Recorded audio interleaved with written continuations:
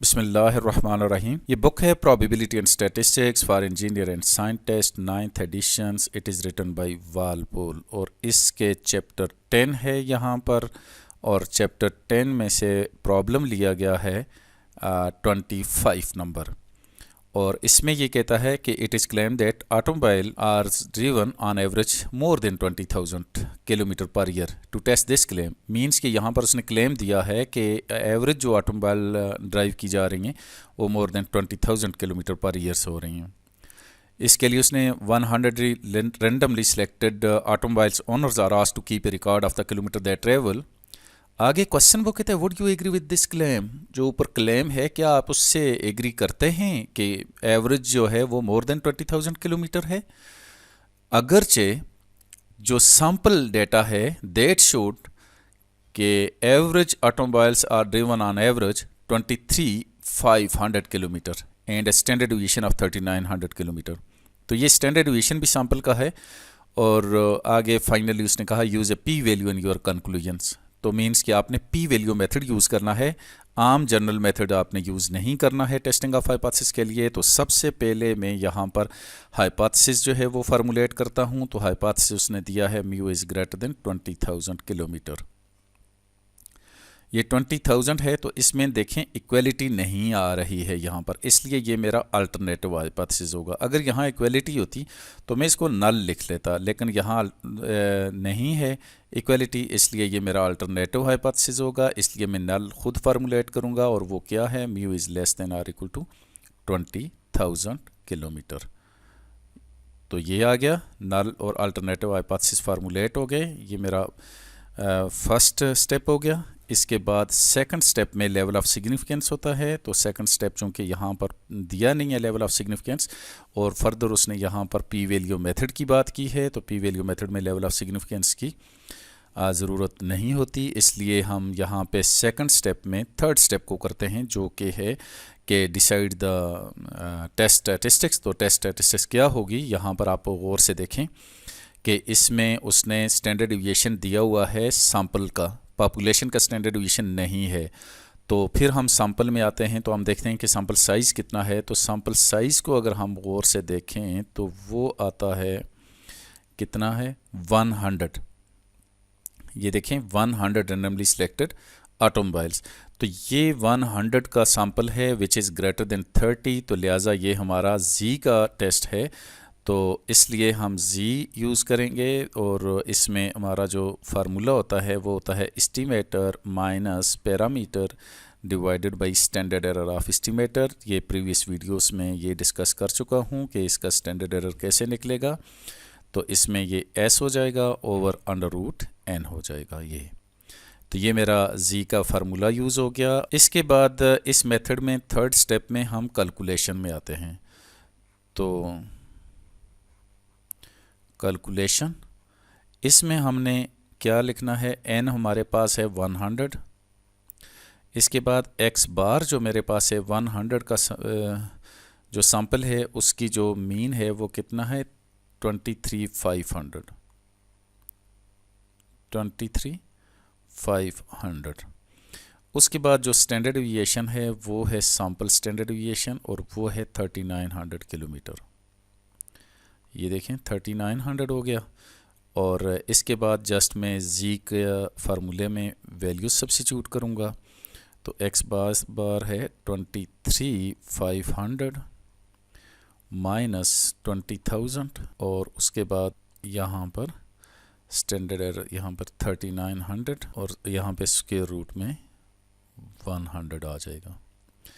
अब हम इसको सॉल्व करते हैं यूजिंग कैलकुलेटर। ब्रैकेट डालेंगे 23,500 माइनस 20,000, और इसको ब्रैकेट को क्लोज किया यहाँ से, और इसको डिवाइड कर देंगे किस पर, यहाँ पे दोबारा एक दफ़ा ब्रैकेट लगा दें, और इसमें 3,900, और इसको डिवाइड करेंगे स्क्वायर रूट 100 पे, और इसको यहाँ से इस तरह से कर लें, और इसको हमने इक्वल कर दिया।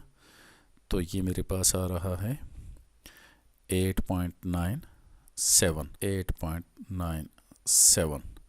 तो ये मेरे पास जी का आंसर आ गया है। इसके बाद अब हम जो है पी वैल्यू फाइंड आउट करते हैं कि पी वैल्यू क्या होगी।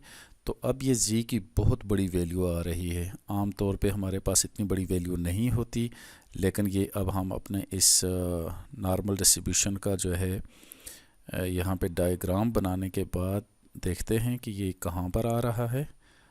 तो यहाँ पे ये देखें, यहाँ पर ज़ीरो होता है, इस तरफ माइनस इन्फिनिटी होती है और इस तरफ प्लस इन्फिनिटी होती है। और ये z की जो वैल्यू आ रही है ये वाली, तो ये बहुत बड़ी वैल्यू आई है। तो आम तौर पे 3.5 के लगभग आती है यहाँ पर मैक्सिमम वैल्यूज़। तो यहाँ पे ये जो z की वैल्यू आ रही है वो इतना दूर आ रही है कि वो बिल्कुल आउट ऑफ वे चली गई। अगर सपोज़ मैं यहाँ पर भी लिखूँ 8.97, तो इससे देखें ये कहता है जी ग्रेटर देन। यहाँ पे हमारे नल हाइपोथेसिस और अल्टरनेटिव में देखें म्यू इज़ ग्रेटर देन, यहाँ पर ये जो बात कर रहा है ये देखें ग्रेटर देन 20,000 सॉरी। तो 20,000, तो अगर मैं इसको 20,000 इस पॉइंट पे रख के जी के स्केल में जाके देखता हूँ तो वो वैल्यू 8.97 आ रही है। तो जी के स्केल में ये जो 20,000 है वो यहाँ ज़ीरो की जगह पर आएगा, और ये जो 23,500 आ रहा है वो 8.97 आ रहा है।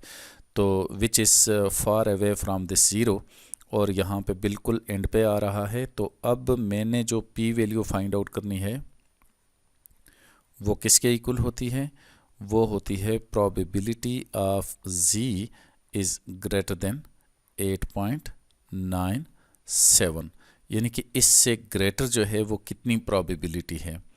तो इसका जो फार्मूला आता है वो होता है 1 minus probability of z is less then 8.97।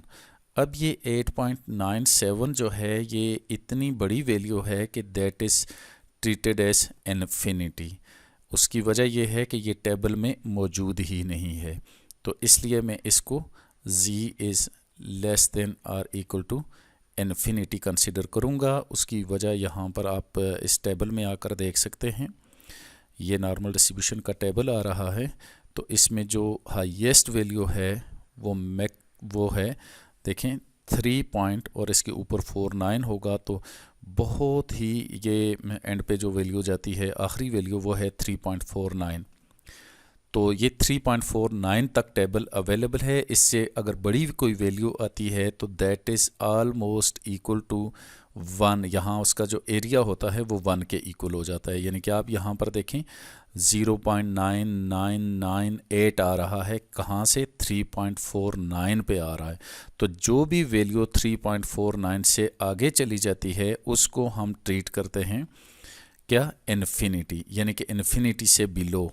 तो इन्फिनिटी से बिलो जो है वो क्या वैल्यू आ रही है, इस इन्फिनिटी से बिलो जितना भी एरिया है वो सारे का सारा एरिया ऑलमोस्ट इक्वल टू 1 आ रहा है। तो this is equal to 1 minus ये भी 1 कर देंगे, और ये हमारे पास कितनी प्रोबेबिलिटी आ रही है, ये आ रही है ऑलमोस्ट इक्वल टू 0। तो ये 0 प्रोबेबिलिटी जैसे ही आ जाती है तो इसका मतलब ये होता है कि हम किसी भी लेवल ऑफ सिग्निफिकेंस पे अपने नल हाइपोथेसिस को रिजेक्ट करेंगे, क्योंकि हमारी जो कंक्लूजन होता है वो हम लेते हैं कि अगर हमारी P value level of significance से कम होगी तो हम उस पे अपने नल हाइपोथेसिस को रिजेक्ट कर देते हैं।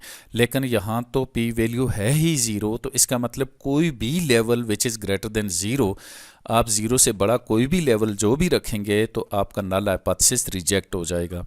उसकी वजह यह है कि ये बहुत बड़ी वैल्यू, बहुत बड़ा डिफरेंस आ रहा है। इस 20,000 का और 2300 का बहुत ज़्यादा डिफरेंस आ रहा है।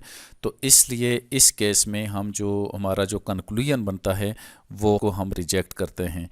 कंक्लूजन ये यहाँ पे 4th स्टेप में कंक्लूजन हो जाएगा, और इसमें since P value is 0 so we reject H0। उसकी वजह ये है कि कोई भी लेवल जो होगा वो ज़ीरो से बड़ा होगा। लेवल ऑफ सिग्निफिकेंस अगर हम रखें, अगरचे यहाँ नहीं दिया हुआ है, अगर हम रखेंगे तो वो ज़ीरो से बड़ा लेवल रखेंगे तो पी वैल्यू अल्टीमेटली उससे कम ही होगी। Therefore we will reject H naught. यहाँ पर उसने जो क्लेम किया था इसमें it is claim that automobile are driven on average more than 20,000 kilometre, तो ये जो स्टेटमेंट है उसकी, ये जो क्लेम है दिस इज़ ट्रू कि दिस इज़ मोर देन 20,000। तो नल हाइपोथेसिस जो less than or equal to 20,000 वाला जो हाइपोथेसिस है that is rejected and alternative hypothesis is accepted.